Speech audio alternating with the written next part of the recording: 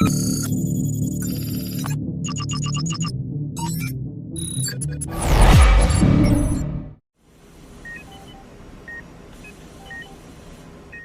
vamos a mais um episódio do podcast Anestesia de Valor, uma comunidade que carrega a assinatura da Anestec, plataforma número 1 de anestesia digital.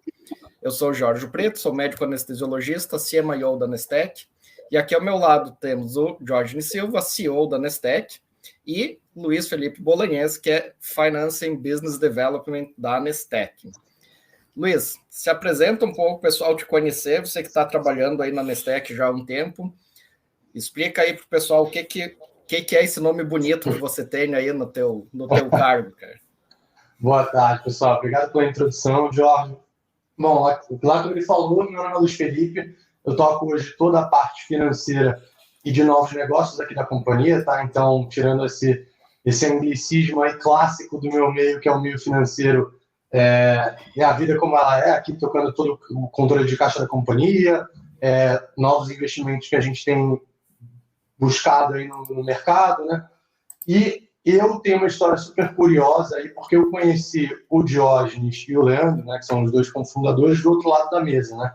Então eu carrego uma experiência do mercado financeiro, trabalhei a vida inteira em investment banking, que a gente chama, né? Basicamente trabalhando com fusões e aquisições, passei por alguns bancos, aí, tanto nacionais quanto internacionais, e fui o assessor do investimento da rodada Seed da Nestec lá em fevereiro de 2021.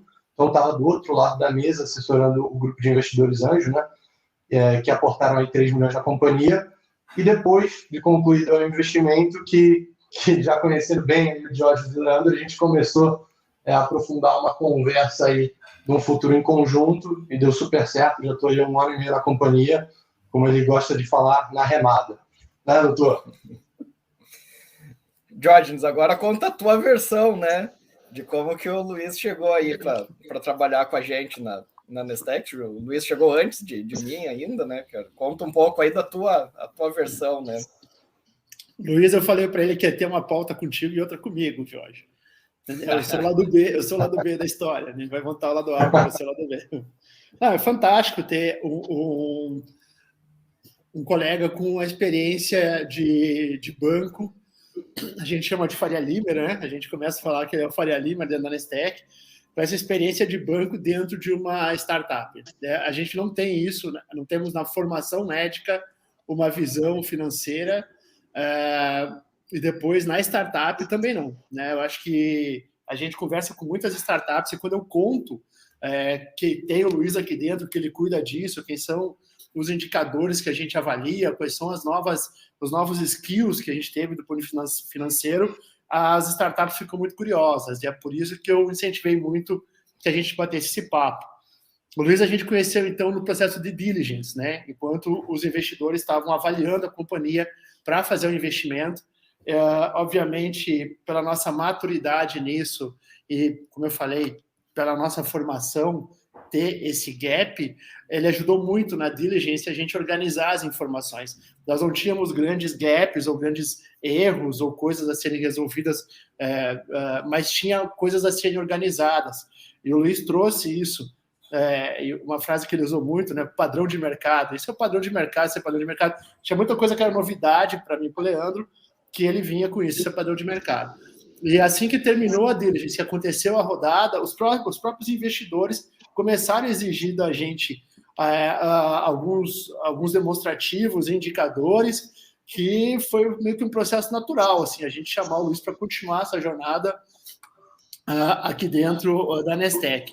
E, obviamente, com o conhecimento que ele tem de mercado e a proficiência em trabalhar análises financeiras, indicadores e tal, ele veio dentro da Nestec num curto período de tempo, conquistando mais poderes, conquistando mais voz e acabou entrando na gestão muito forte. Nos ensinou muito fazer uma gestão orientada ao caixa e vive o dia a dia com a gente aí, desses altos e baixos. Tem dias que a gente se ama, tem dias que a gente se estapeia e vai dormir brigado, mas as coisas vão ficando cada vez mais maduras e então é muito legal ter dentro da Nestec essa visão financeira mais profissional. E o Diógenes falou um fato aqui que eu acho que vale até ressaltar bem interessante, que é, na minha experiência prévia, né, quando você estava assessorando aí, via de regra, grandes companhias a fazer esse movimento de fusões e aquisições, era um tipo de transação completamente diferente, porque eu defendendo um lado, eu tinha todos os incentivos, né, de brigar até o último centavo ali pelo meu empregador, pelo lado que eu estava contratado, né. Para algumas transações de VC, normalmente, é um pouquinho diferente, porque as duas partes elas têm mais interesse em fazer a transação sair, mas justamente pela maturidade, às vezes, eu acabava assessorando também o lado da Nestec nesse sentido de dar um guidance, tipo, putz, pessoal, acho que é mais legal vocês mandarem a informação dessa forma, eu acho que isso aqui é uma coisa que vale vocês darem um tapa, seja em formatação ou revisitar os números, justamente porque os dois lados estão muito interessados em sair nesse investimento. Então, foi uma transação de até que, para mim, foi super diferente assim, do que eu estava habituado, e foi uma experiência bem legal, super complementar aí o que eu já tinha feito, né? E quando eu entrei na companhia, foi exatamente o que o Jorge falou. Eu, com os dois, né, que são médicos, a gente tinha bastante complementaridade, né? Que é geralmente o que você está buscando no founding team, né? Basicamente naquele time que está fundando startups. Aqui com a gente foi um pouco diferente, né? Eles fundaram entre vários anos depois, mas hoje componho ali muito com eles esse olho para a gestão, então também muito para dentro, né? Eu toco, como eu falei, majoritariamente duas grandes áreas aí, que é o financeiro, né? Então, olhando um pouquinho mais para dentro da companhia, para o caixa, para a nossa folha, para toda a gestão de custos e despesas, e uma outra área, que é essa área que a gente pode chamar de relação com investidores, né? Tanto investidores atuais, quanto já preparando a companhia para futuras rodadas de investimento, que é um olhar externo. Então, o que eu acho que é muito bacana é que hoje eu consigo juntar essas duas visões e ter uma fotografia muito legal do que é a Nestec hoje, tanto de presente, né, quanto já olhando lá para o futuro, do ponto de vista estratégico, aí, o que a gente quer que a companhia seja nos próximos 3 a 5 anos. Né? Ô, Luiz, eu só queria complementar assim, né? A gente, como médicos, eu e o Diógenes, todo mundo que está nos escutando aqui sabe que na formação da faculdade você não sabe absolutamente nada de negócio, de investimento, de gestão. E aí, quando a gente resolve montar uma startup, a gente tem que aprender a duras penas, daí você já está trabalhando, já tem que ganhar a vida, já tem que fazer anestesia, tocar o plantão e ainda aprender todo um lado novo para você montar o negócio. E daí, quando a gente fala em montar o negócio e preparar ele para o mercado de investidores, aí é outra faculdade, né, cara? É outra dificuldade. Completamente diferente. Completamente diferente. Eu queria que você explicasse um pouco, Luiz. Você falou dois termos que talvez a nossa audiência não esteja tão familiarizada, que é a diligence e o VC, né, que é o Venture Capital. Explica um pouco, assim, como que é esse processo e esses estágios, assim, de busca de investimentos, de parceiros de negócio do lado do mercado financeiro dos investidores. Bacana, boa. Diligence, como o Jorge falou, foi a etapa do processo de investimento que eu fui apresentado aí para a Nestec e para ele para o Leandro. É basicamente uma etapa, e aí pode ser de qualquer transação de M&A, tá? Tanto uma venda, uma aquisição, quanto uma rodada de investimento, que é quando os investidores vão dar uma olhadinha um pouquinho mais a fundo naquele ativo, né, naquela companhia que eles estão negociando. Normalmente uma etapa que vem depois de já ter uma oferta que a gente chama de não vinculante, tá? Então, basicamente, o investidor, depois de algumas conversas iniciais, algumas reuniões, já serem apresentados alguns números e alguns materiais, começa uma parte negocial e, no caso lá, foi exatamente isso. Vamos acho que para o momento da Nestec, aí, depois das conversas preliminares, a gente acha que 3 milhões é um investimento que faz sentido para a companhia, negociar uma determinada diluição, né? E aí falaram, beleza, agora vamos entender aí a fundo, um pouco mais no detalhe, sobre a Nestec, né? Sobre o CNPJ mesmo da companhia, que aí pegar tanto a parte financeira, tudo que você tem de planilha operacional de acompanhamento, tem uma parte jurídica muito forte também. Então, é quando os investidores vão checar também, se, por exemplo, se você tem algum litígio em andamento, seja alguma coisa trabalhista, seja alguma coisa fiscal, é uma parte um pouco mais burocrática e chata mesmo, para os investidores terem a segurança de que eles estão fazendo um movimento com um parceiro que realmente abriu o jogo desde o início. Então, é uma coisa muito mais confirmatória do que qualquer outra coisa, tá? O padrão ouro, assim, para uma transação é você colocar uma proposta, né, as duas partes estarem super alinhadas, você faz um processo de due diligence aí que vai de 30 a 90 dias, vamos colocar, para VC, né, que é o Venture Capital, costuma ser um pouquinho mais curta, tá? Então, acho que em 30 a 45 dias você consegue matar. E aí, depois você partir para uma oferta vinculante com os mesmos termos, tá? Então, no caso da Nestec, foi o que aconteceu. Botaram os 3 milhões, negociaram a diluição, passou esse processo, os termos se mantiveram, porque eles viram que tudo que o Jorge e o Leandro tinham exposto, tinham falado, se confirmou na hora que os investidores trouxeram os advogados para fazer esse tipo de investigação. E aí, depois disso, a gente parte para uma negociação ali de contrato, né, que é meramente formalizar tudo que já foi conversado ao longo do processo. E aí eu já falei até de novo a palavra aí do VC, né, que é a abreviação que a gente faz para Venture Capital, que é nada mais nada menos que o capital de risco, né? São os investidores, aí esse movimento que tem se intensificado bastante no Brasil nos últimos anos, de investimentos em companhias mais iniciais e que tem um DNA muito tecnológico, tá? Muito ligado à escalabilidade e à realmente disrupção, né, daqueles mercados ali que eles se encontram. Então, cara, hoje é uma palavra que você escuta muito, né, de venture capital e tal. Eu acho que está um pouco distorcida no mercado, tá?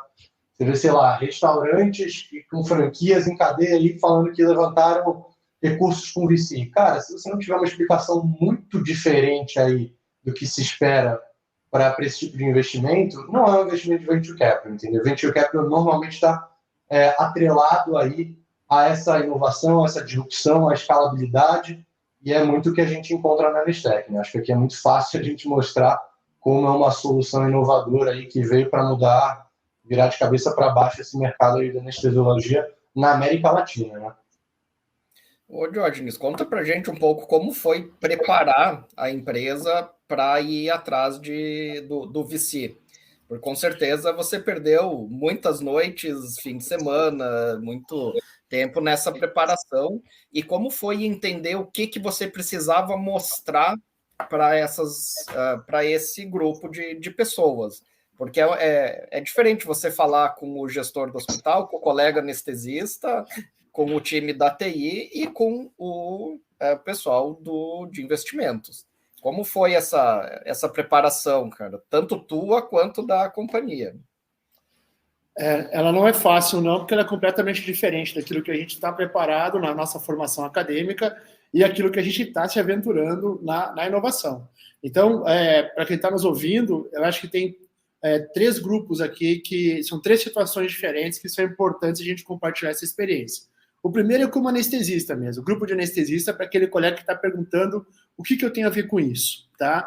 Bom, grandes grupos estão se formando no Brasil, você sabe disso, grupos nacionais e grupos que estão alavancados com o dinheiro do Venture Capital, ou seja, grupos que estão conversando com investidores para trazerem um capital para dentro do grupo e aí comprarem, adquirirem outros grupos, cotas, sedes, logística para serem grupos nacionais. Isso é uma realidade que a gente fala desde 2019 e que agora está se tornando real, com grandes grupos se fundindo e outros sendo adquiridos. A mesma coisa acontece no mercado hospitalar, né? Quer dizer, era proibido que o dinheiro estrangeiro entrasse na saúde no Brasil e isso mudou. Quando isso mudou, grandes grupos como Redditor, Mater Dei e etc. foram para a Bolsa, abriram um IPO, alavancaram-se com dinheiro, também com investimento e dinheiro da abertura do capital, e aí começaram a fazer o que a gente está chamando de consolidação do mercado de saúde, né? E o anestesista está no meio dessa corrente aí, desse fogo cruzado. Então, são redes comprando. Eu estou trabalhando no hospital, daqui a pouquinho ele é comprado por uma grande rede, ele é absorvido por um grande conglomerado, e o anestesista fica meio que passivo, tonto. Não, ele tem que entender o que está acontecendo por trás dessa lógica e como é que funciona o mercado. O anestesista que aprende como funciona o mercado, ele acaba se posicionando melhor, deixa de ser negociado, agrega valor e tem um reconhecimento diferente. Ele se alinha a drives estratégicos, econômicos e assistenciais dessas redes, e aí muda completamente o jogo para o lado dele também. E eu acho que aqui também a gente está falando com aqueles anestesistas, e está muito comum isso agora, que estão empreendendo, que estão criando startups, e outros colegas que a gente conhece aí do meio da inovação, onde a gente também fica muito focado no produto, na operação, e não tem ninguém dentro da nossa operação que entenda do mercado como entende alguém que vem do mercado, que vem dessa área, né, que também é vantagem. Eu converso muito com os colegas sobre isso. A minha dificuldade maior foi que a gente não tem uma habilidade muito grande de fazer forecast, previsão de mercado. A gente também tem uma certa dificuldade de entender que dados a gente coleta no mercado que são realmente válidos para a gente dimensionar o tamanho do mercado ou como é que a gente vai escalar nele. E lembrando que a Nestec trabalha no mercado de saúde terciário, hospitalar, que é um mercado arrastado, robusto, cheio de nuances. Agora a gente tem um viés, nesse exato momento a gente está sofrendo um viés do mercado, que é o piso salarial da enfermagem, sem tratar aqui de merecimento ou não, sem demérito nenhum também, mas isso impacta o caixa das instituições, impacta nosso processo de venda, impacta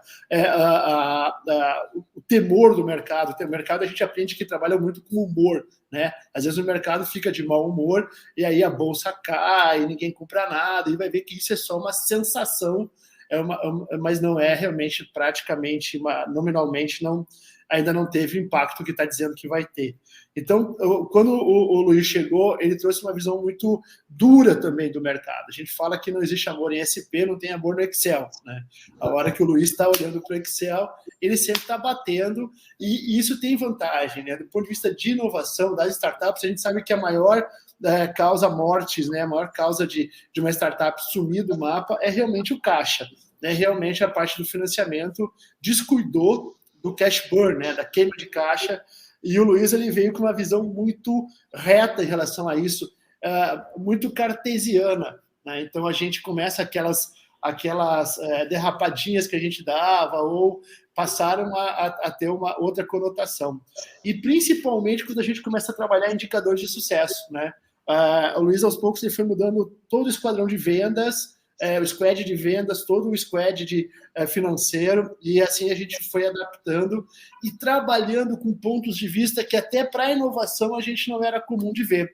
E aí que eu digo para os colegas de startups, sai um pouquinho da hype do palco de inovação que está trabalhando o CAC sobre a LTV, entendeu? Custo da aquisição do cliente pelo lifetime value, e hoje a gente trabalha com outros indicadores. Eu me lembro de uma reunião, uma das primeiras reuniões com os investidores, que eles pediram um indicador que a gente não tinha. Terminou a reunião, eu liguei para o Luiz.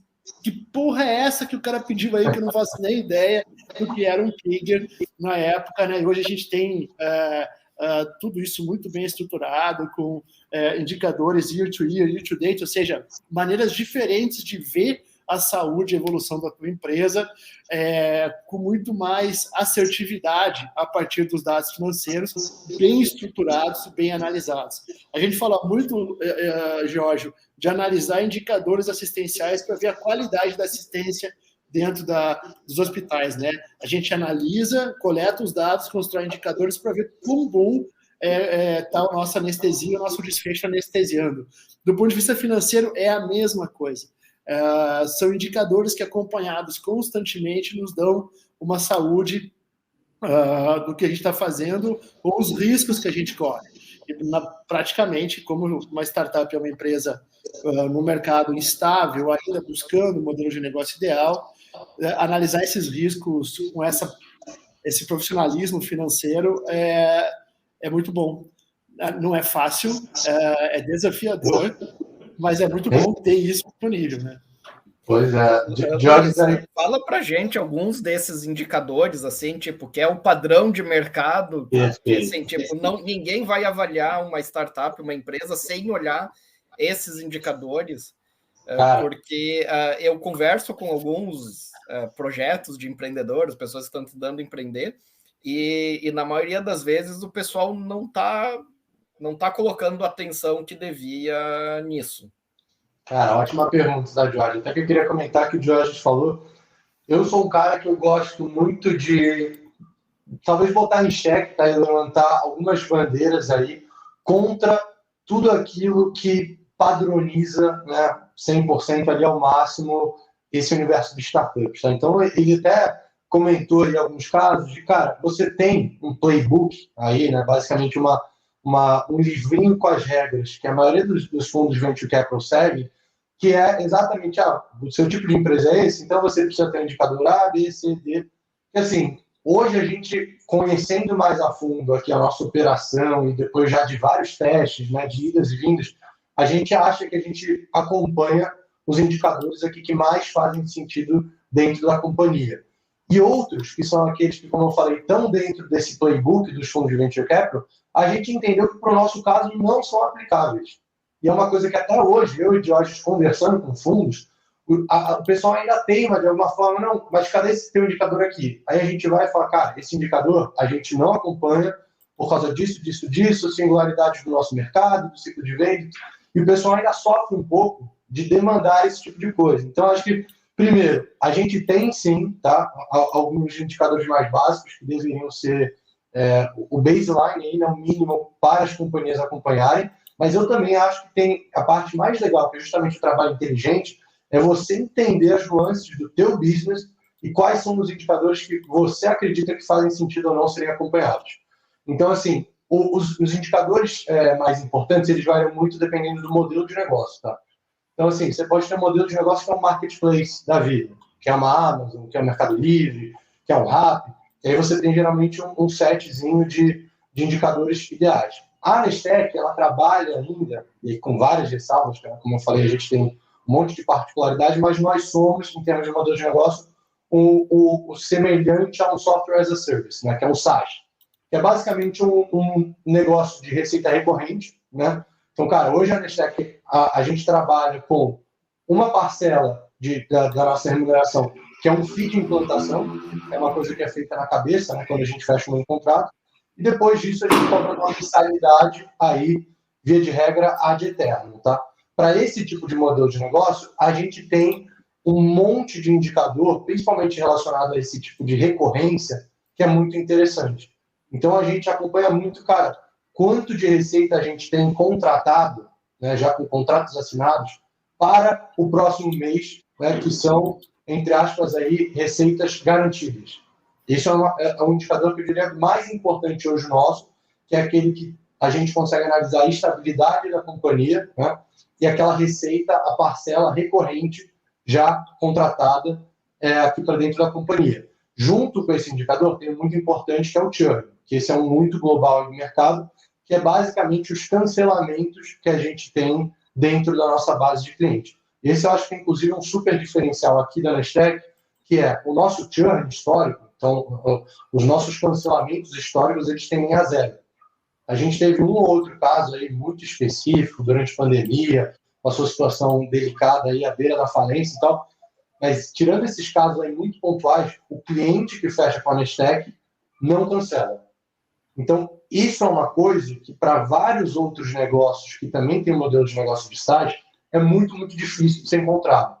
O cara, quando ele está olhando para frente, ele vê a receita que ele tem garantida e ele costuma já projetar algum percentual de cancelamento que ele vai ter com base no histórico dele. Hoje, quando a gente vai projetar, a gente só projeta inserções e adições de clientes e de receita. A gente não projeta nada de churn, porque a gente consegue aí sempre, com os números, né, com a nossa base, com todos os cálculos que a gente tem, demonstrar como isso se prova muito fiel à realidade. Então, eu diria que eu acho que, assim, de uma forma bem simplória, essa recorrência e essa projeção futura dos clientes que já estão dentro da base, que estão mensalmente pagando a gente, que a gente fica com uma atenção dupla e tripla aí, entendeu? O impacto disso numa startup, por exemplo, né, quando a gente tentava fazer um custo de aquisição de cliente no mercado hospitalar, que demora aí de 7 até 12 meses no processo de compra, era completamente absurdo, não cabia. E aí, com o churn zero, o lifetime value também ficava um número fantasioso, praticamente ad perpétuum. E aí se começava a fazer aqueles cálculos de dividir um pelo outro, ou era uma divisão por zero, ou era zero dividido por alguma coisa, e nunca batia. A entrada do Luiz nos mostrou que realmente a gente tem mais um ponto de vista, um posicionamento de enterprise, um dos indicadores é o booking, né, o que está bookado, que é o que ele falou, o que está projetado para faturar no ano, o churn, o desligamento tende a zero, então a gente começa a trabalhar o crescimento em relação ao ano passado, o crescimento mês a mês, né, são indicadores diferentes de CAGR, CMGR, year to year, year to date, completamente diferentes daquilo que o playbook de inovação trouxe até aqui. E quanto mais eu tive essa imersão nesse novo universo que o Luiz trouxe, mais eu comecei a olhar para o anestesista, para o grupo de anestesista, e ver que a gente não tem nada disso. A gente não faz reserva, a gente, como grupo de anestesistas, a gente trabalha com divisão de caixa, Jorge, e trabalha para si. A gente trabalha em grupo, mas para eu pegar o meu quinhão, virar as costas e viver minha vida. A gente não trabalha para uma empresa, apesar do grupo estar no CNPJ. Né? Então, a gente não tem visões, não tem indicadores de empresa e nem de crescimento de faturamento, de churn, por exemplo, de desligamento de cirurgiões ou desligamento de hospitais. A gente não tem nada disso na anestesia. Então, eu acho que uma outra coisa boa que a inovação me trouxe foi essa convivência com a expertise do setor bancário, né, um Faria Limer, para começar a, dentro da anestesia, entender alguns gaps e algumas oportunidades do ponto de vista de gestão de indicadores financeiros para a operação. Uma coisa boa que aconteceu, que até nós vamos trazer no podcast também, é a entrevista do Marcel, que é o CEO da SBA, que já é a Sociedade de Anestesia, tendo uma visão mais corporativa, com um CEO, com uma cabeça da operação, com uma visão mais corporativa. Eu acho que a anestesia ela precisa muito disso. Eu citei esse exemplo para citar, assim como na Anestec, o Luiz veio com essa visão do setor bancário, eu acho que cada grupo de anestesia, hoje, certamente o meu conselho é que vá lá no setor bancário, tem lá um cara que nem o Luiz trabalhando acorrentado num porão, sem conseguir ir no banheiro, nem dormir. Convida ele para trabalhar na anestesia, para ter uma vida um pouquinho mais saudável. Ele vai sofrer de síndrome de Estocolmo, como sofre o Luiz, tem saudade lá do setor bancário, onde ele era chicotado e passava 3 dias sem dormir, só tomando água e roendo unha.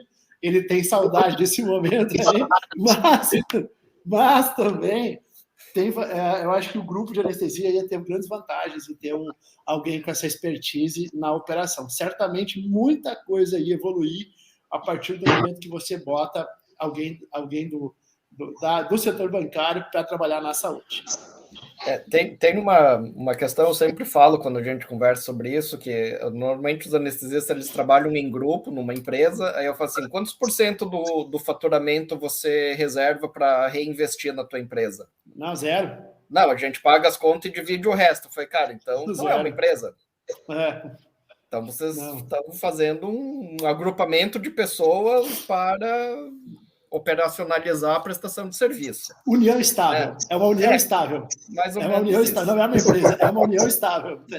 É na união estável que você faz isso. Você paga as contas e cada um fica com o seu. União estável. Porque, assim, se você pretende fazer melhorias e investir, você precisa reservar a caixa para fazer isso, e não é o que a gente vê acontecendo na imensa maioria das a Anestec, apesar de ter um tempo de estrada, ter sobrevivido, como o Luiz falou aí, a pandemia e a muita coisa que ela sobreviveu, uma coisa que até essa semana, final de semana passada, eu comentei numa troca de mensagens, que você começa a fazer uma gestão orientada ao caixa, né? Porque quando você desconecta do caixa, não tem estratégia que sobrevive, entendeu? A estratégia ela vai pelo ralo quando você desconecta do caixa. E aí, quando você está trabalhando com inovação, novos produtos e pessoas de outras áreas, é muito fácil que nessa corrida para que você consiga colocar um produto ou criar um produto inovador, você desconecte do caixa, você desconecte dos insumos, e isso é mortal. Né? Jorge, então, tem uma frase que aqui vale ser que inovação que não paga nota fiscal é hype. Que não tira nota fiscal é hype, entendeu? Agora, além de tirar nota fiscal, isso que eu aprendi com o Luiz aí, a gestão do recurso não é só tirar a nota fiscal. Esse recurso precisa de uma gestão, entendeu? E essa gestão, às vezes, ela precisa até para forçar novos recursos. Então, a primeira coisa que eu acho que o primeiro legado que aconteceu com o Luiz depois da Diligence começar a organizar as coisas e tal, foi formatar o squad de vendas. Eu acho que o squad de vendas sofreu ali uma maçaricada forte, né? O Luiz ele tem essa pegada na Nestlé, o homem do maçarico, deu uma maçaricada forte porque é onde reflete mais diretamente no caixa, né? Quando vendas, quando todo o squad de prospecção de mercado e vendas ele é desorganizado, ele é muito aleatório, as previsibilidades de quem está construindo essa gestão, a capacidade preditiva de como é que vai estar o caixa, como é que vamos investir, aonde, quando, ela fica muito fraca, ela fica muito vulnerável, né? Ela fica muito frágil.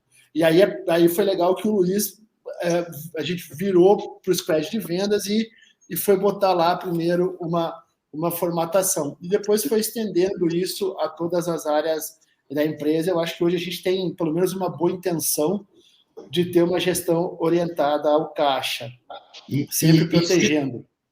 Exato. Isso que o Jorge falou, assim, quando você pega alguém com um background um pouquinho mais financeiro, você desmistifica um pouquinho a história dos números, né, dos números frios na planilha. Porque, assim, um bom profissional com esse tipo de experiência, ele consegue entender nas nuances ali da planilha, dos demonstrativos financeiros, a história que a companhia está te contando. Então, assim, eu costumo falar para o Jorge que tudo aquilo que ele tem muito olhar estratégico, que ele consegue captar muito dos movimentos de mercado e tudo, de uma forma um pouco mais qualitativa, ele é um cara muito mais pé nas feiras, que está viajando o tempo inteiro, vendendo, ele consegue pegar o feedback da ponta. Eu sempre tento pedir para ele, para a gente tentar fazer esse elo com o financeiro, porque, putz, a gente pode achar que um tipo de perfil de cliente nosso, né, talvez os grupos de anestesia, os hospitais, são mais interessantes para a Nestec por qualquer motivo. Isso, de alguma forma, e às vezes é mais ou menos fácil, ele deveria estar refletido em algum número, em alguma projeção, em algum forecast, e a gente conseguiria ter esse feeling que ele tem traduzido para dentro dos números. E a gente já fez isso várias vezes. De, por exemplo, achar que o nosso gargalo de vendas, na verdade, era o topo do funil. Putz, a gente precisa trazer mais leads aqui para dentro para a gente conseguir ter um maior número de fechamentos mensais. Depois que a gente roda os números e faz uma análise um pouco mais meticulosa, a gente entendeu que, nesse momento, né, óbvio que isso é uma coisa muito dinâmica, que sempre vai mudando, entendeu que, na verdade, a gente precisava ficar mais em cima daqueles leads que estavam já passando das diferentes etapas do nosso funil. Foi aí que a gente contratou mais um cara de vendas. A gente não contratou um SDR, né, que é o cara responsável pela captação mais genérica desses clientes. A gente contratou um cara que tocava ali a negociação e o relacionamento para ele ir, né, evoluindo até chegar numa proposta e, consequentemente, num contrato que seria assinado em algum momento. Então, esse tipo de vamos pegar esse feeling, essa visão que a gente está tendo e vamos tentar passar para os números, para a planilha, para a gente ver se isso é defensável, se faz sentido. Eu acho um exercício que eu, assim, sugiro, aconselho para todas as startups, porque com a quantidade de informação de dado que a gente tem hoje em dia, não tem mais espaço para você tomar uma decisão estratégica, estrutural da companhia, baseado no feeling, no achismo, entendeu? Isso, que é justamente esse olhar do founder, ele é sempre uma coisa que, inclusive, vai te diferenciar de todo o resto. Só que isso é uma sementinha que você planta. Para você traçar um plano em cima disso, para você ter um to-do, você precisa ter algum tipo de validação que normalmente vem nessa forma quantitativa e com números. Então, acho que isso é uma coisa, é uma missão minha de passar para a companhia. Cara, quando vierem me pedir uma contratação, um novo custo, uma nova linha de despesa, eu sempre provoco muito para tentar, de certa forma, modelar e justificar por que isso é bom para a companhia. O que vai melhorar em termos de produto, vai fazer vender mais, vai fazer o time economizar homem em hora, que ele vai poder focar em outras coisas que são interessantes. E eu já vejo o nosso time fazendo muito isso. É uma coisa muito legal. Semana passada, falando até com o nosso tech lead aqui, ele achou um novo sistema e ele fez um super trabalho de falar, Luiz, eu fiz as contas aqui, me mandou a planilha, essa ferramenta aqui, que custa tantos dólares para o usuário, vai economizar tantas horas por semana do meu time de devs. E as horas economizadas do time de dev eram muito maiores que o valor de dólares por cabeça dessa solução. Então, o cara conseguiu me mostrar de uma forma muito pragmática como era uma boa decisão a gente assinar essa nova ferramenta. E é nesse sentido que eu queria muito que o nosso time, que já está caminhando, que a gente cada vez mais se aprofundasse no futuro. É legal fazer uma correlação, né? Porque a gente fala com os anestesistas, né? Que com o AXREG a gente quer empoderar o anestesista com base nos dados. E o que o Luiz faz, ele empodera as nossas decisões da Nestec com base nos dados financeiros da planilha. É a mesma coisa que a gente oferece para os nossos usuários do AXREG, que você põe esse olhar de análise de dados na parte financeira, que às vezes é algo que o colega tem mais dificuldade de fazer.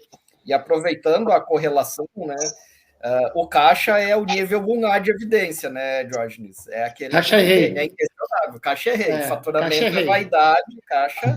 faturamento caixa é vaidade, rei, caixa né? rei. Exatamente, caixa Então... rei. E tem uma coisa, nessa de proteger o caixa, faz parte do caixa de uma startup, o equity, né? A quantidade de empresa que está na mão dos fundadores e tal.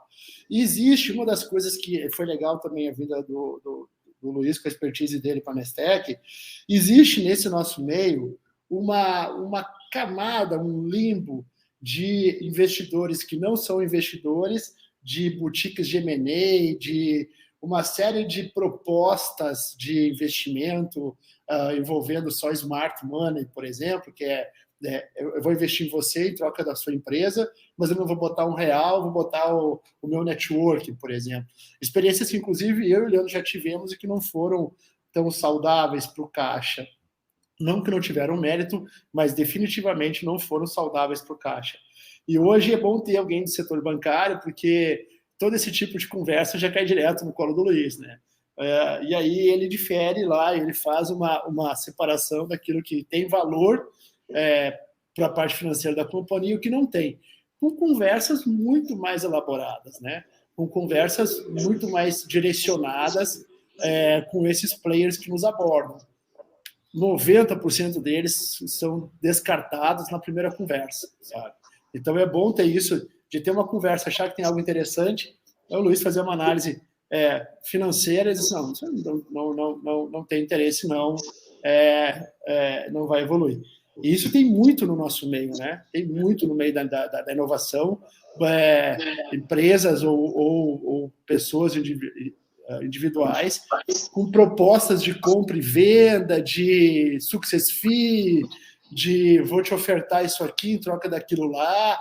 Sempre tem uma ofertinha que às vezes no dia a dia você acha até que tem valor, porque não tem nada melhor e tal, mas quando tem alguém técnico olhando e analisando, é muito mais segurança de que você não vai se meter em enrascadas, porque todas essas enrascadas, incluindo aí eu ponho o smart money, vai cair no mesmo ponto. Para você se ver livre, vai custar dinheiro do seu caixa. Não tem. E a solução de hoje é o problema de amanhã, né? Cara? Não tem como sair, cara. Tudo que entrar, tudo que você trouxer para dentro da tua casa hoje, na hora de você botar para fora, vai comer um pedacinho do seu caixa. Entendeu? E saúde, eu acho que justamente, né, por grande parte dos fundadores serem médicos, eu acho que é uma coisa que, para mim, fica muito claro, como é um segmento que ainda tem um super potencial, mas eu acho que justamente por esse gap, né, de conhecimento de business e dessa parte de movimentações de M&A, captação de investimento e financeira, propriamente dita, a gente vê como ele é pouco desenvolvido, justamente porque a gente vê muito médico, né, que toca essas companhias, como até foi o caso do Jorge do Leandro lá atrás. Cara, você está muito fora da sua zona de conforto. Então, assim, se você não tem alguém que consiga te auxiliar, e aí já fica também a sugestão de, se você está atrás de um investimento, se você está negociando uma rodada, alguma coisa nesse sentido, é um tiro no pé você não tentar trazer alguém que tenha essa expertise, que, como o Jorge falou, esse é um movimento que ele é um movimento perpétuo, né? Óbvio que você sempre pode fazer algum movimento para tentar, enfim, reestruturar a tua companhia e tua estrutura acionária, mas isso vai ser caro, vai ser demorado, vai demandar energia, que é tudo aquilo que um fundador mais tem que tentar preservar para focar no crescimento da própria startup, né? Então, às vezes você não quer gastar dinheiro com assessor, não quer trazer um funcionário aí que é caro, talvez do próprio segmento bancário, como o Jorge falou. Isso vira um tiro no pé que, a longo prazo, assim, é impossível que aquilo não se pagasse se você tomasse esse caminho aí que pode parecer um pouco mais difícil aí no curto prazo, né? Então, esses movimentos são coisas importantíssimas para a vida de uma startup. Cara, não trate como se fosse uma coisa simples, que não, você consegue matar aqui, vou ler uma outra página aqui, um outro livro, e vou conseguir negociar aqui com os fundos, com os investidores. O buraco é bem mais embaixo. Eu acho que assim, a Nestec ela tem um histórico super diferente em termos, né, de investidores que entraram, que saíram. A gente tem, além dos 4 investidores anjos da nossa última rodada, a gente tem o Hospital Albert Einstein, né? Foi um cara que entrou lá atrás com um super nome no mercado hospitalar, e a gente vê que isso não é exclusividade da Nestec. O mercado de startup brasileiro ele tem amadurecido, mas esse tipo de movimento de entra e sai de investidores é uma coisa comum, uma coisa recorrente e que, como o Jorge falou muito bem, toma muito da tua energia e é muito mais caro você querer refazer, né, voltar para o seu cap table, que a gente chama, né, que é a tua estrutura acionária original. É muito, muito mais caro você fazer isso depois de fazer um movimento do que você talvez negar agora um investimento que à primeira vista pode parecer interessante. A análise tem que ser pensada e tem que se envolver gente que sabe do que está falando. E aí eu sou muito crente disso, de cara, o Jorge, eu lembro que até ele saía de reunião lá com os investidores, mas cara, já fiz reunião de cirurgia de não sei quantas horas, cadáver aberto na minha frente, sem tremer, com o coração lá. E aí, reunião da gente falando de número de projeção e crescimento e fazendo conta ali ao vivo e tal. E é natural, cada um foca naquilo que você sabe. O Jorge é um cara estratégico de visão de venda, me põe para tocar esse tipo de coisa e te desafoga para fazer o que você gosta, o que você faz bem. Eu acho que as startups têm que deixar bem.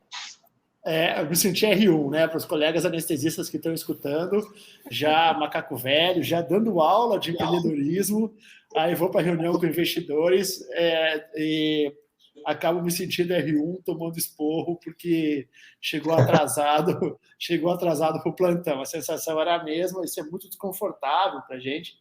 E aí é legal você ter um apoio, né? O Luiz hoje ele não participa das reuniões com os investidores, mas a gente discute muito, faz todo um arcabouço de conhecimento, eu me dedico realmente a entender, discutir coisas até fora do contexto da empresa, quando recebem grandes startups recebem investimento ou demitem funcionários porque o caixa apertou. A gente está sempre fazendo uma análise ali da situação, uma coisa rápida, uma coisa online rápida, mas isso me ajuda a entender um pouquinho como é que funciona o mindset de mercado. Eu acho que isso que falta na anestesia, um mindset corporativo, um mindset de mercado, ou o que a gente chama na inovação um pouco do skin the game, né? Acho que isso falta muito também. Mas o dia a dia também surpreendeu o Luiz, viu, Jorge? Porque ele achou o mercado, realmente, o ciclo de compra do mercado de saúde, da inovação em saúde terciária, também surpreendeu. Várias vezes eu escutei dele a seguinte mensagem, assim, que loucura, porque surpreende, né? Quando uma indústria farmacêutica fez um movimento completamente, isso não tem como acontecer, ele viu acontecer, ele falou que loucura, ou quando algum hospital entra num processo de compra diferente também. Surpreendeu também o Luiz a maneira com que a saúde terciária funciona, e o mercado de startup nesse contexto tem que se comportar. Também foi, hein, Luiz? Também te botou um pouco de aprendizado aí na jogada, né? Super, cara. E eu vou dar uma declaração agora polêmica, tá? Para quem estiver ouvindo aí, se forem...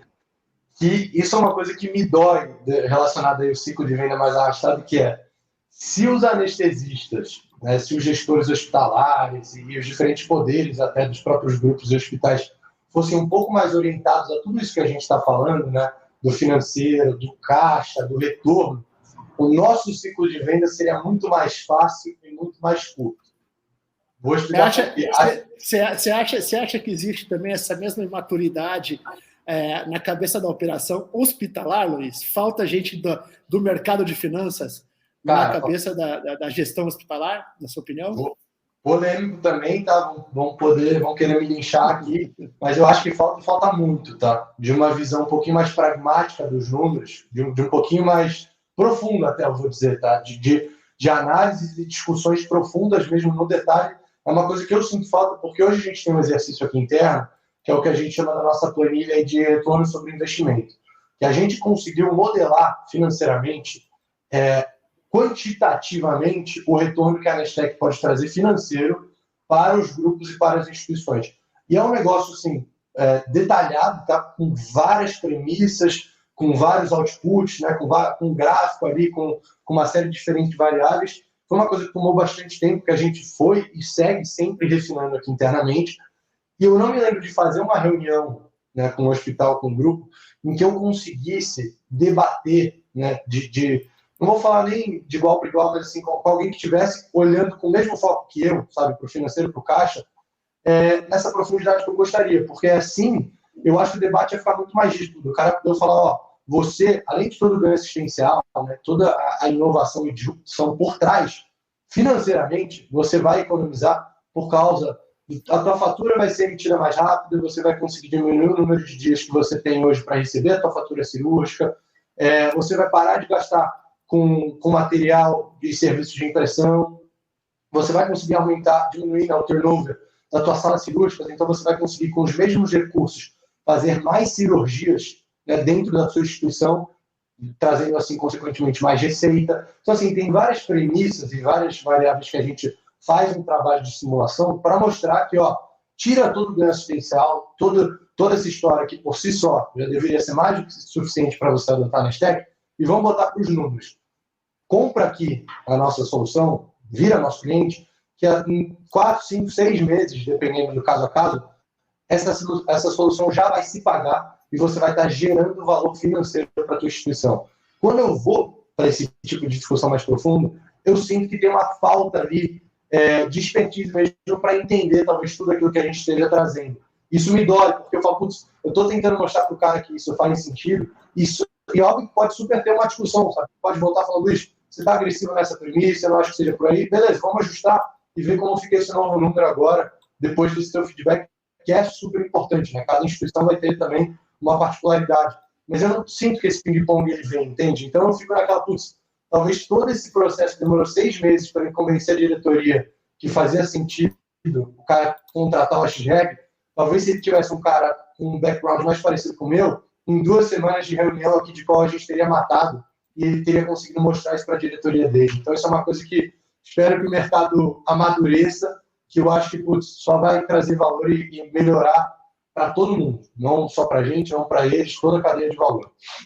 Eu acho que o que eu percebi aqui muito de caixa, né? De olhar para o caixa, de quantas reuniões você conseguiu dizer para o cara assim, não, se você usar um sistema tipo nosso, você reduz o teu ciclo de caixa e só isso já é um ganho operacional, porque você vai ter que ter menos grana. Cara, esse argumento eu nunca consegui desenvolver com nenhuma pessoa que eu conversei. A gente fez um estudo. O paradoxal, Jorge, é que a gente vendendo para hospitais, a gente descobriu que o gestor que paga a conta, a gente fala assim, é um outro clichê da Faria Lima. Assim, eles olham a última linha, né? Ou seja, você tem ganhos assistenciais recorrentes, escritos, publicados na literatura, mas o gestor quer saber lá quanto custa e quanto eu vou economizar, quanto eu vou ganhar. Ou seja, ele vai para a última linha da proposta, tá? Ótimo. Aprendendo isso, a gente fez todo um estudo do retorno sobre investimento. Aliás, o próprio Luiz chamando a atenção de que não era retorno sobre investimento, era ganho financeiro, o termo certo a ser usado, tá? E aí, com taxa interna de retorno, VLP, vários indicadores assim bem maduros, rampeamento, pior cenário, bem maduro assim mesmo, uma coisa bem realista, bem madura. A gente tem uma dificuldade de trazer os gestores para essa conversa, eles não vêm. Eles reclamam, a gente pede, chama, e aí tem uns que até acabam fechando o negócio, mas efetivamente eles não vêm para a reunião para entender nos números, no Excel, qual vai ser o retorno em fazer a adoção digital da anestesia. Ele não aprofunda nesse ponto, nesse conceito. A gente tenta falar de ganho assistencial, aí eles dizem porque isso não é difícil de calcular, mas daí quando a gente vai para o cálculo, aí o negócio não aprofunda. Não, é por isso que compro, é por isso que compro o robô cirúrgico achando que estão fazendo investimento, né, Jorge? Então, é isso que não vai dar retorno financeiro nunca. Eu falo assim, tá, mas qual que é o retorno desse investimento que você está fazendo? A gente comprou a ressonância de 3 Teslas. para fazer meia dúzia de exame que a outra não faz. Eu falei, tá, mas não era mais barato ficar 20 anos pagando esses exames e fazer em outro lugar do que comprar essa ressonância? Não, mas daí o pessoal troca. Teve um amigo aí que falou, o hospital gastou 800 mil trocando maca cirúrgica. Cara, qual é o retorno do investimento de 800 mil em marca cirúrgica? Não, trocaram todas do centro cirúrgico. Cara, eu duvido que tenha sido feita uma análise de retorno sobre o investimento disso. Não tem. Entendeu? A gente não tem essa maturidade, né? E na Anestec foi muito legal encontrar isso e ter essa maturidade. O outro lado é que a gente, quando você realmente abre dentro da empresa uma visão aberta a olhar esse ponto, você fica impressionado com a falta de carinho, né? Não existe amor mesmo em SP, a paulada é direta, né? O Luiz, ele fica chamado Capitão Caverna, com aquele tacape na mão, gritando e batendo, né? Não quer saber de resto, ele quer maçaricar todo mundo e botar todo mundo nos eixos. E tá certo, é bom ter isso dentro da empresa. Eu gosto, me acostumei, gosto muito desse ponto de vista, mas é desafiador você segurar o teu ímpeto criativo, sabe? E ficar limitar ele à realidade do caixa. Pode parecer frustrante, mas também você planta a saúde financeira da empresa. E a saúde financeira da empresa, basicamente, né, Jorge, a gente tem que falar, quando você tem uma empresa de tecnologia que nem a nossa, assim, jovem, ela é basicamente as pessoas, né? É basicamente o salário, né? É o salário. Então, quando você está orientado ao caixa, quando você está olhando para o caixa, não quer dizer que você está botando dinheiro num cofre ou nadando numa piscina de moedas igual o Tio Patinhas. Pelo contrário, quando você tem essa visão de maturidade em relação ao caixa, o que você está fazendo é preservando o time. Então, basicamente, o que a gente faz quando fica olhando qual é o passo que a gente vai dar, o tamanho do passo em relação ao caixa que se tem, é preservando a saúde, a garantia do compromisso que foi estabelecido com as pessoas que trabalham com a gente. Então, são pessoas. A gente fala caixa.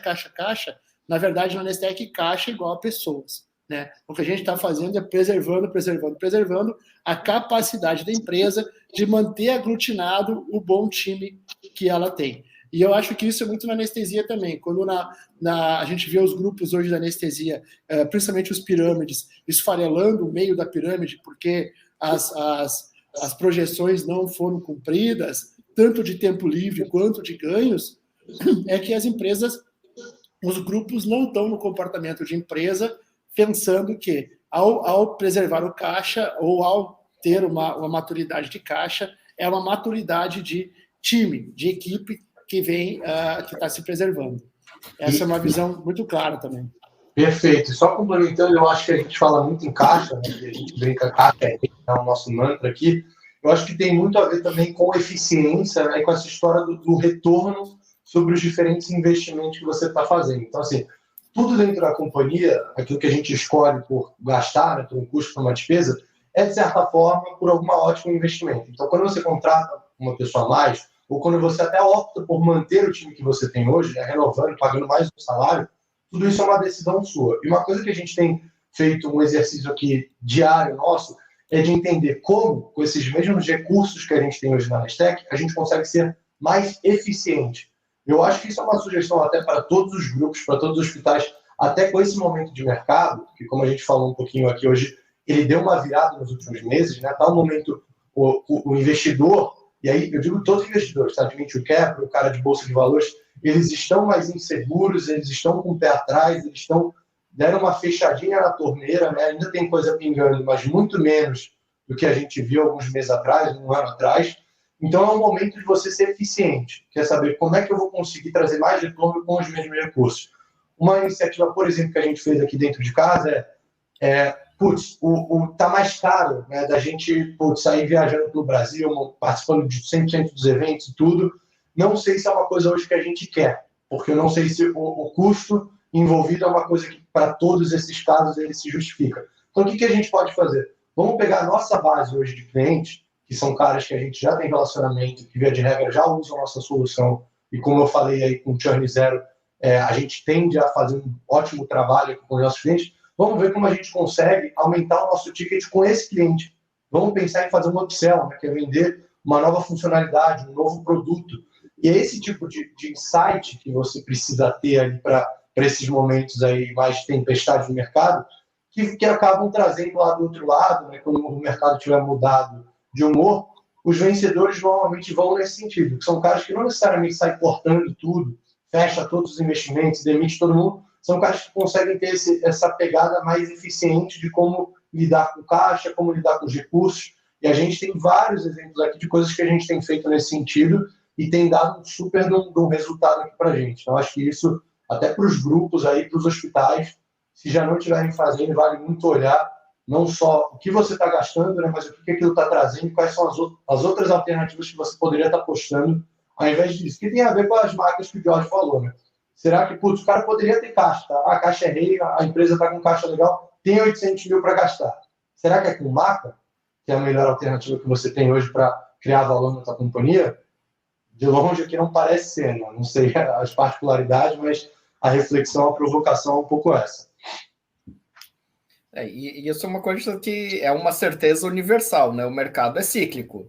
Hoje nós atualmente estamos numa fase complicada por, né, uma série de fatores, e eu acho que esse pragmatismo de você estruturar uma empresa olhando para o caixa, mantendo o time, sendo eficiente, a hora que o mercado voltar a um ciclo mais favorável, a gente vai ter permanecido com uma boa base e muita gente vai ficar pelo caminho, né, cara? Então, acho que a gente já tinha essa visão mesmo antes do mercado mudar de humor, né? Porque é uma visão que é bem já consolidada aí dentro da empresa, né? E a cultura, né, cara? Isso é importante. É mais do que top-down aqui, né? Eu, Jorge, Leandro. É uma coisa que a gente tenta passar para todas as senioridades do time, que é uma forma de você encarar, exatamente como o Jorge falou, cara, todo mundo tem que ser grupo de anestesia, hospital, qualquer instituição deveria olhar com essa visão do todo. E para uma instituição sobreviver, o sangue, né, da instituição é o caixa, é o financeiro, é o que te permite cumprir ali, buscar o teu propósito, entregar valor para todas as pessoas que estão ali na tua cadeia. Então, se você descuidar disso, cara, cedo ou tarde a conta vai chegar. E normalmente, quando ela chega uma vez só, para enterrar e nunca mais. Bom, pessoal, a gente já está com um bom tempo aqui no nosso podcast, para não cansar muito a nossa audiência. Luiz, o que você podia deixar de mensagem final aí para os nossos ouvintes? Eu acho que a mensagem final, o resumão aí de tudo que a gente conversou, é para você nunca subjugar ali a tua parte financeira, né? Independente de qual a tua atividade, qual mercado que você está inserido, que você só tenha a ganhar e ganhar muito como diferencial competitivo, né? Como te auxiliando em decisões estratégicas que no longo prazo ali vão te agregar valor, seja trazendo gente boa, né, com alguma expertise, com background nisso, seja estudando. Isso é uma coisa que, de novo, eu acho que toda startup, e aí focado principalmente conversando com o Health Techs, tá, que são startups em saúde, que é o nosso mercado ali, é uma coisa que a gente sente muita falta, e eu já coloco até aqui à disposição, tá?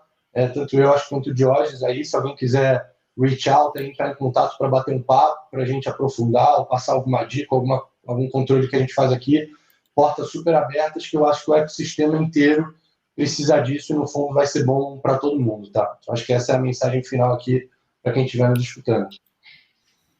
Diógenes, alguma mensagem final aí sobre ter trazido, né, o pessoal do mercado financeiro para ajudar na nave aí da Nestec? Eu acho que é um movimento que eu recomendo que façam. Busquem no setor financeiro pessoas que estejam dispostas a migrar para o ambiente de startup, porque a gente vai crescer muito com isso, inclusive o nosso relacionamento com os investidores. A maneira de você apresentar a sua empresa para o mercado de investidores é completamente diferente do que fazer uma venda para o cliente final e diferente até de apresentar para um meio de inovação. né? São coisas completamente, são personas diferentes que escutam línguas diferentes e a gente tem que aprender a ter proficiência em todas elas. Ao trazer a Faria Lima para dentro da tua empresa, vai ser chocante, vai ter uma visão diferente, vai precisar de um período de ajuste, de apoio, e é importante ter a cabeça aberta para construir algo mais sólido e saber que essa remada ela vai exigir um pouco de suor. É muito fácil que nós médicos, até pela maneira com que a gente trata o dia a dia e também pelo nosso ego, a gente entra em confronto com essa maneira de ver a operação que não está levando em consideração a eficiência assistencial ou o quanto o produto é bom e útil, mas sim o que está na tela do computador, no quarto fechado do Excel. E a gente tem que entender que isso tem valor e aprender a escutar isso e, no meio das batalhas, também respirar fundo, porque esgota, às vezes, deixa todos esgotados do ponto de vista de gás para continuar, e aí respira fundo e começa tudo de novo. O Luiz já se demitiu umas 4, 5 vezes aí. É o zumbi. Eu falei para ele que é o colaborador zumbi. O cara que vai, mas não vai, fica morto-vivo, depende de estar vivo, depende de estar morto. Não, brincadeiras à parte, é uma brincadeira nossa, porque realmente quando você tem alguém do setor financeiro no teu time, você vai sentar e vai escutar e vai tomar uns tapas na cara e precisa respirar fundo e botar as coisas nos eixos. É isso aí, sem mimimi. Eu acho que você falou assim, uma coisa que é muito importante, que eu vou deixar aí como minha mensagem final, que era o que eu já estava pensando, que é, você né, CEO, fundador de uma empresa, já há 10 anos no mercado, você chama uma pessoa que vai, para escutar ela, que vai te trazer habilidades complementares, pontos de vista complementares, e que você tem que realmente escutar, fazer o que o cara está fazendo, dizendo para você fazer. Então, largar um pouco o ego, né, e ver que conforme a empresa cresce, você precisa de um time com habilidades complementares. Ninguém vai saber fazer tudo.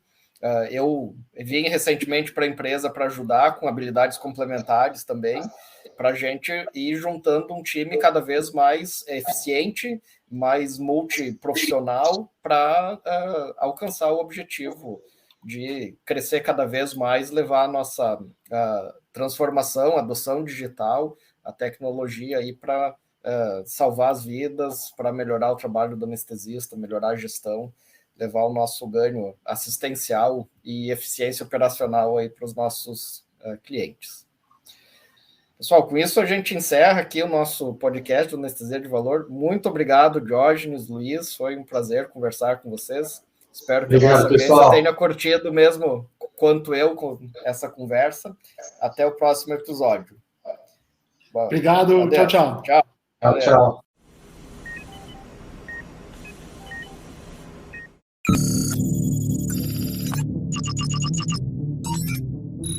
Tchau.